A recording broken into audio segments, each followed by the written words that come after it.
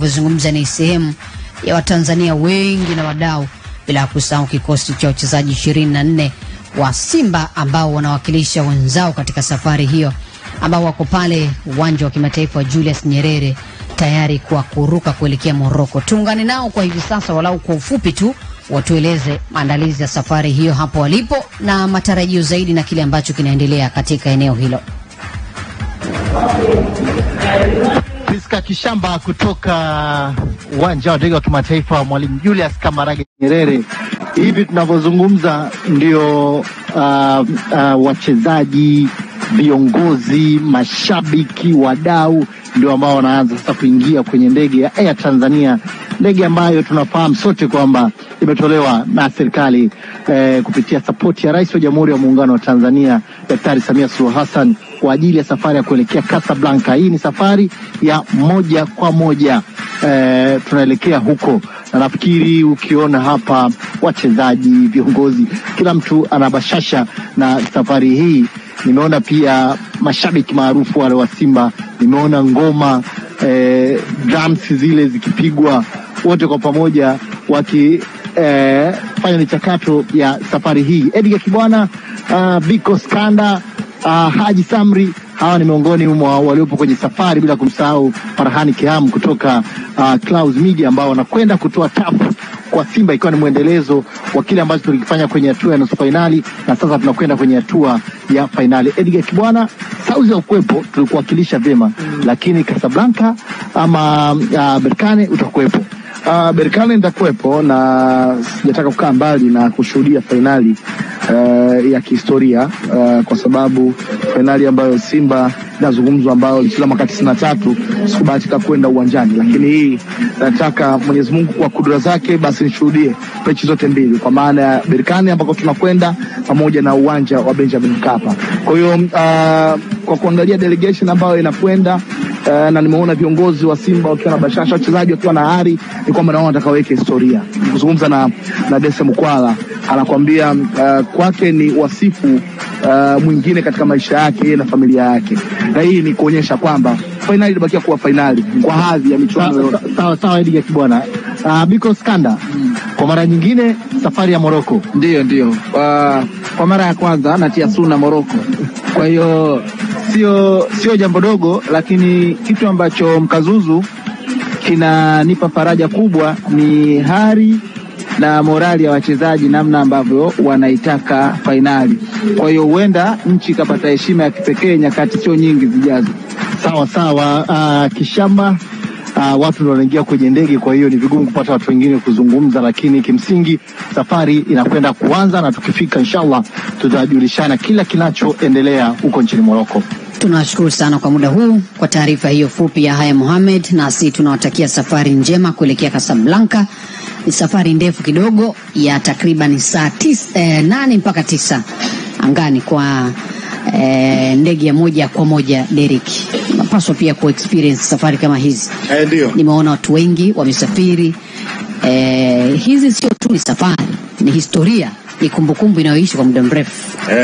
Ukisafiri na wenzako kutoka taifa lako zaidi ya wawili watatu, unakokwenda sio ugenini tena. Sahihi. Ni kama uko nyumbani vile vile. Nilishuhudia hilo nilipokuwa Afrika ya Kusini na maeneo mengine ambayo nilipata nafasi ya kwenda, ikiwemo Kongo. Na Kongo ndo ulipata hofu ulivyokuwa angani president. Na kumbe alijitahidi pia kukupa ushauri. Nadhani ni kwa sababu ya mazingira ya kinachoendelea. Nilipita pale Congo Forest kwa maana ya misitu ya Kongo, kidogo lazima uwe na moyo mkubwa. Kuna uwazi mkubwa, kwa hewa inapita. Kwa ni lazima ukaze moyo kweli. Uko juu, lakini unaweza kujikuta umeanza kugawa mali zako zile mbili ulizonazo. Hii achukue, huyu achukue. Uzuri angani, rubani huwa anatoa taarifa. Of course, lazima wajulishe kwamba tunapita kwenye hali ngumu kidogo. Hivyo, ladies and gentlemen, funga mkanda. Tuone experience. Ya mambo yapanda. Hapo ukisikia tindi. Ladies and gentlemen, this is your captain speaking. We'll experience some turbulence crossing the Congo forest. Bwana. Please put on your seat belts. Alafu uwe na jirani anakuambia hapa tunakopita ndiko ilikuwa anakukaga ile ndege. Ulikuwa karibu na Digala. Of course. Digala experience. Dauda sasa kusafiri na Dauda unaweza kupata experience lakini usienjoy. Akiingia kwenye ndege analala. Kashazoea. Hana habari, yani mpaka mfike. Experience. Kwa hiyo sasa kidogo unajikuta huko mwenyewe, yani unahangaika wewe, yeye habari hana. Lakini experience nyingine Master Njenge alinipa experience alivyopaa kutoka Mafia kuja Dar es Salaam. Zile ndio ndege zao za mkononi. Njenge unapanda zile? Unapanda zile? Sasa waje usipande. Ndege zenu roho mkononi bwana. Ile ndege Njenge mimi ndege ni ndege tu, hamna subutu. Wewe ndege ya watu 100 Master utalinganisha na ndege zinazokwenda kwa Njenge? Watu 12 hata mkiwa watu 7 na watu 100 swala ni hilo tu. Sio mchezo. Sawa, tuwatakie safari njema. Safari kwa ndege, ndege imeanguka, hawajalishi ina ukubwa gani. Sema utofauti labda pale unakuja kwenye classes ambazo kama magari tu. Wewe unamiliki siku gari na gari, mimi namiliki gari na gari, lakini wote Master kapita na gari yake hapo. Prince kapita na ndinga yake hapo. Wote mnaongozwa na taa mkifika kwenye foleni. Njenge tofauti. Tofauti. Labda kusimamisha. Njenge hapa kwenye ndege angalia Njenge. Tutakupa mfano. Hapa si Master katoa mfano wa gari. Ndio nakwambia yani kwamba wote nyinyi mkifika kwenye foleni taa zinawaongoza, haijalishi huyu ana hii, huyu ana ile. Nadhani hata kwenye ndege kuna tofauti kwa sababu unajua kuna ndege kuna baadhi ya viwanja hazitoi. Yaani unapozungumzia ndege. Sisi kabisa sasa nikupe experience. Ama nangosea Njenge. Sasa uko sahihi kabisa. Hata si binadamu tulivyo wengine. Hoteli nyingine tunashinda kuingia kwa sababu ya sababu mbalimbali. Sababu mbalimbali tunaona kitu mike. Mbona taja hoteli? Mfano hoteli, loji. Kwa nini bado unaenda loji? Sio binadamu sasa. Hapa tunazungumzia experience kwa ujumla. Okay. Kwa nini Master asinde lodge wakati ana safari, wakati mwingine anakuwa na kazi, ameenda Kingoni Mafia akifika Kingoni Mafia patafute nyumbani kwake, akifika Mwanza Tanzania patafute nyumbani kwake. Okay. Akienda kule Chunya anafanyaje sasa? Na Nyamba, juzi nilikuwa na Nyamba ndio. Afanyaje sasa? Niko experience ya kusafiri na Master anakaa kwenye hotel. Ni Master nishe kusafiri naye mara 2. Master lakini watu wame experience kwangu mimi nikisafiri silali. Usingizi. Nini kinatokea? Mazingira mapya yanakusumbua? Sipati usingizi. Kwa mfano nimeenda hii masaa 24. Kwenda kurudi yani siku 2. Uko macho? Nipo macho. Sijalala, si tone na msingizi sipati. Kwa nini? Inakuchukua muda kidogo. Ama unakuwa na chunguza mazingira? Mimi usiku nisafiri usiku. Saa 1 mpaka saa 6. Sio tunaenda pamoja. Tunaenda pamoja Mbeya. Mimi nilala ile. Au kulala. Tuna muda wa chakula ndio alikuwa ananiamsha. Wewe tukale. Fika kituo. Nasitumii kilevi chochote. Basi unapiga vyako bwana. Usisumbue hapo. Tutakaa sana hapo. Tunawatakia safari njema wenzetu. Tunawatakia safari njema. Tunaamini kwamba itakuwa ni safari ndefu kidogo, lakini tunaamini muda utakaofika nasi tutakuwa tumeamka tukijaliwa, basi watatueleza. Hivi kwenye msafara wao nilitamani nafikiri wakifika watatupa vizuri zaidi, pengine tutapata mengi zaidi, kwa sababu nilitamani kujua kwenye msafara ule wamesafiri na angalau wachezaji wawili watatu wa zamani ambao pengine walikuwepo kwenye ile fainali ya mwaka 1993. Kwa wale ambao bado wapo, nafikiri angalau wawili watatu kidogo wangeweza kwenda kwa ajili ya kuwapa wachezaji experience, kuwapa confidence. Kuna namna inatengeneza ile hali ya upamoja, na mwisho wa siku hakuna namna yoyote. Experience ni mwalimu mzuri sana.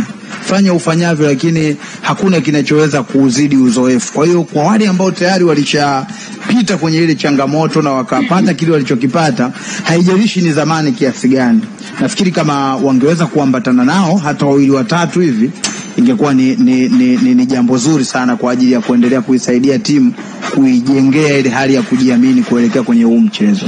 Ni wazo zuri sana Njenge, wazo zuri hata wenzetu wanafanya hivyo. Wenzetu walitangulia kisoka huko wanafanya hivyo, lakini kwa Tanzania viongozi wetu wanajisahau sana mambo muhimu kama hayo. I don't think kama wanayakumbuka kwa mapema. Hilo la kwanza. Mtu kama kocha Kibaden tutamani pengine mara nyingi sana unajua kuna vitu vingi najua kuongoza soka Tanzania hasa viongozi wetu hatuwasemi kwa ubaya, lakini kwa kila mtu anaona sasa mimi ndo nafanya hii kazi inayotakikana. Unajua choma iko. Yaani unawasahau wale ambao walibeba jahazi wakalifikisha sehemu wakakuachia wewe. Yani hilo ni kubwa. Unajua ulilosema ni kwamba kuna wachezaji ambao wapo currently walikuwa wamefanya mambo makubwa hayo, kuwaongea na hawa vijana, kuwapa moyo, kufanya nini. Wengine Simba walikuama kubeba taji lile baada ya michezo miwili. Mchezo wa kwanza sare ugenini bila kufungana, mchezo wa pili kufunga magoli mawili. Kuwaambia wao walikosea wapi. Naona hiyo. Kusudi tu yani watu wafikia, lakini sasa wote walikuwa wapi mpaka jitokeze finali. Kwa mchezo wa kwanza baadhi kama, lakini ni wazo zuri sana.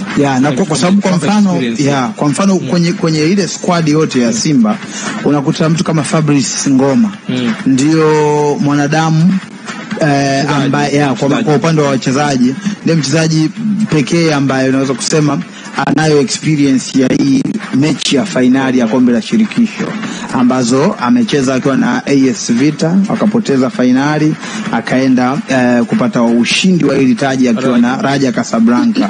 Kwa hiyo yeye kwa wale ambao kwa sasa hivi wapo kwenye kushindana ni mtu ambaye anaweza kuwasaidia wenzake experience, lakini kwa wale pia ambao walipita huko zamani nadhani na wao walikuwa wana chumba chao cha kuweza kuwaonesha vijana nini cha kufanya. Kwa hiyo ana wawili watatu tuliona mara kadhaa timu ya taifa ya Brazil, unaona namna ambavyo wakina Robert Carlos, wakina Ronaldo wanajaribu kusafiri nao katika nyakati muhimu, kuona namna gani wanaweza wakatoa mawazo yao, kwa sababu ukitazama ndio mwingine wanapewa mpaka access to dressing room.